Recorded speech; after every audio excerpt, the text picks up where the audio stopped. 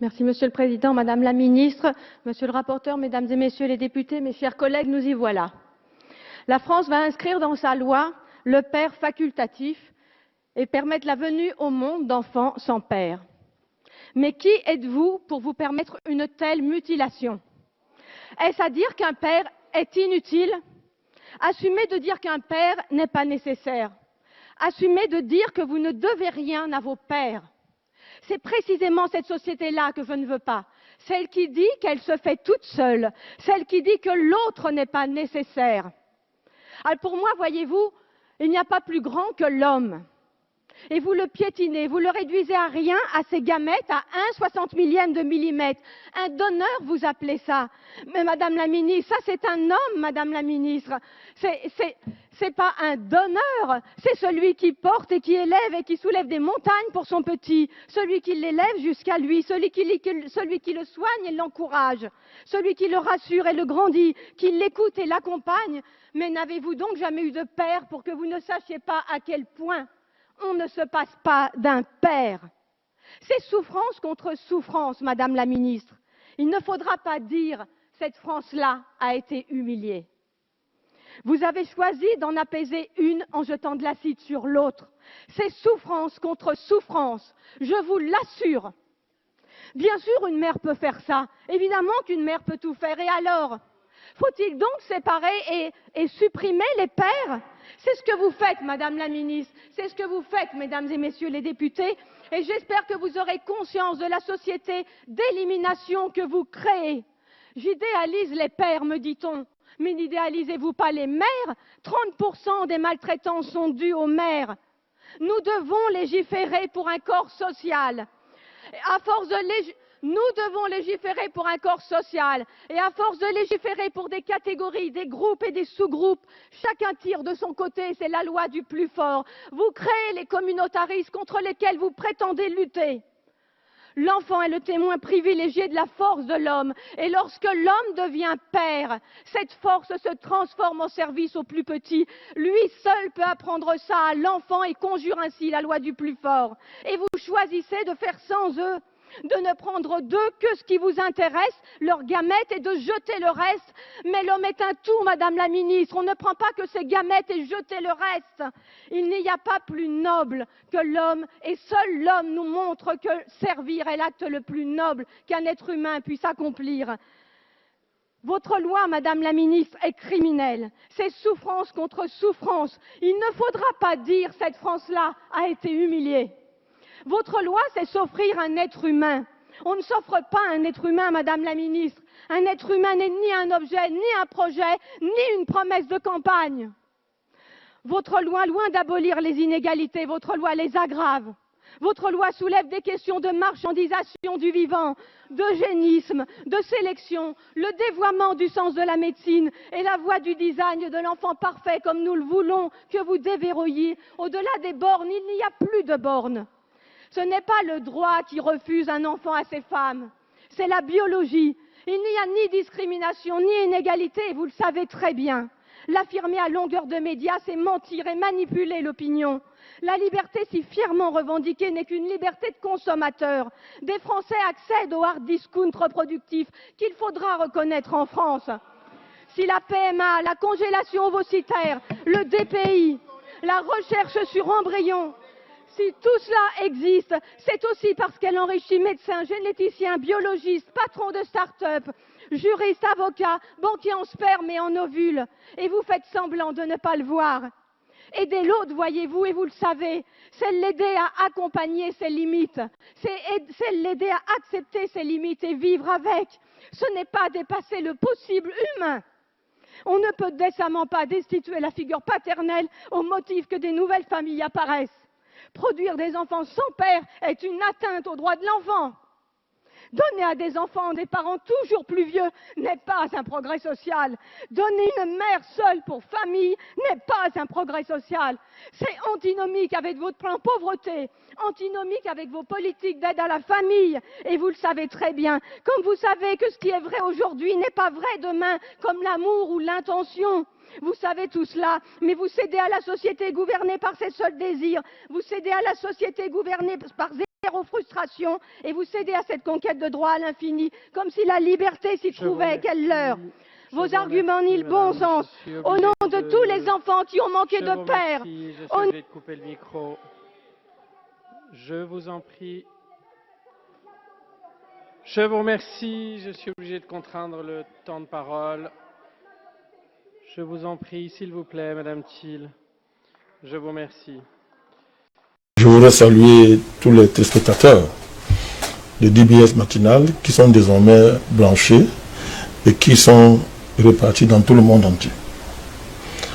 Je suis un gros, vous voyez ce matin, j'ai un visage grave parce que on a déclaré la guerre à l'humanité. Et l'humanité doit se lever pour faire la guerre à ceux qui lui ont déclaré la guerre. Et pour ça, tous les moyens sont désormais permis. On vient de voter une loi en France. Du moins, c'est en cours. La loi bioéthique. Et les gens semblent ne même pas être au courant. Les intellectuels, les hommes de Dieu, les pasteurs, la société civile, tout le monde s'éteint et ne mesure pas la gravité. Mon cher Geoffrey Ngoz, la loi qui vient d'être votée en France, ou bien qui s'est ratifiée par le Sénat, qui a envoyé une deuxième lecture, c'est le crime des crimes contre l'humanité. C'est-à-dire, depuis que le monde est monde, il n'y a jamais eu ça sur cette terre.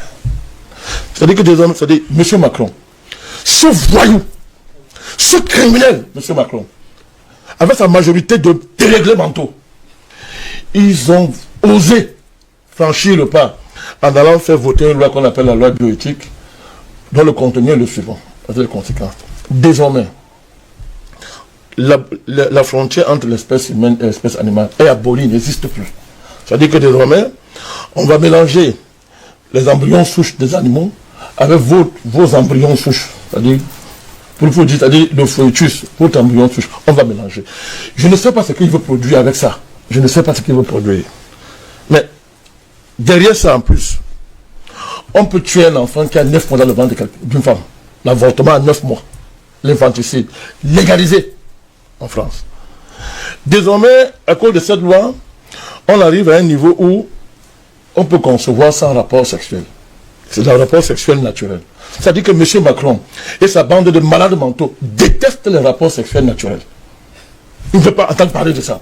Il veut nous inventer des rapports sexuels numériques, transhumanistes, illuminatistes.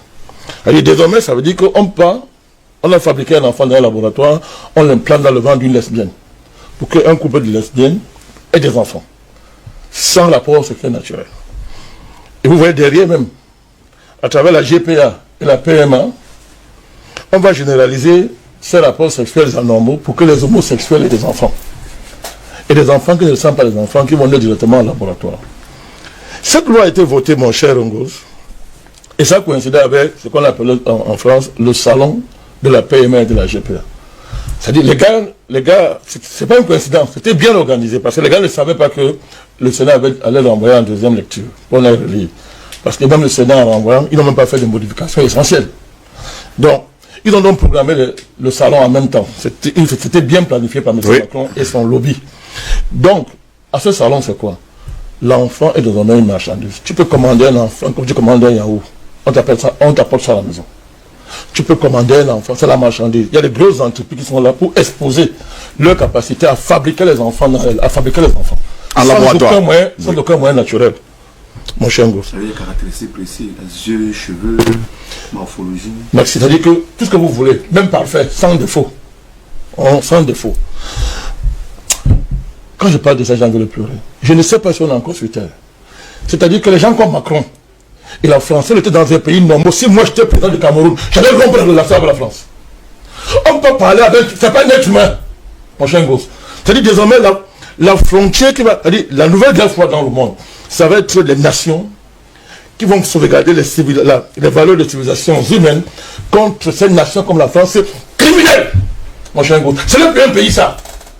Et si les gens acceptent ça, nous ne sommes plus des êtres humains, mon cher Ngoz. On ne peut pas continuer à collaborer avec un pays qui a à sa tête un malade mental, un président de merde, qui décide comme ça de dire que nous ne sommes plus des êtres humains, mon cher Ngoz. On a dit de nous anéantir devant nous, j'en vois. Et vous appelez ça la France. Ils ont appeler ça le progrès. Et ne soyez pas naïfs. Quand c'est voté en France, vous voyez que le projet c'est quoi? L'ONU va entériner, on va vous imposer ça. C'est ça le but. Et c'était ça qui était derrière le Covid. Mon cher Gousse, il faut le dire, nous ne sommes plus en face des êtres humains. Alors moi j'attends dans les ONG qui ont passé le temps à brailler sur le droit de l'homme. C'est maintenant qu'on va voir qui un jour a défendu la société les droits de l'homme. Mais c'est quoi le droit de l'homme si c'est pas le droit à la vie? Mais c'est quelle affaire ça? C'est quelle affaire ça, mon cher Gousse? Mais c'est une déclaration de guerre à toute l'humanité. Tout le monde doit se lever dans tous les pays du monde pour arrêter ça très vite. Je dis tous les peuples. Tous les peuples. Vous comprenez pourquoi M. Macron est les Africains qui accouchent, nos mamans. C'est un salopard qui connaît parce qu'on appelle la vie. Il va venir se mettre ici pour dire que non, les femmes africaines accouchent tout. Il n'a même pas d'enfants. Il ne peut même pas avoir. C'est pas un être humain. Il ne peut même pas en avoir, ce monsieur. Et les gens regardent. Les présidents africains, ils font comme s'ils ne le voient pas. La société civile, l'église, ou l'église catholique.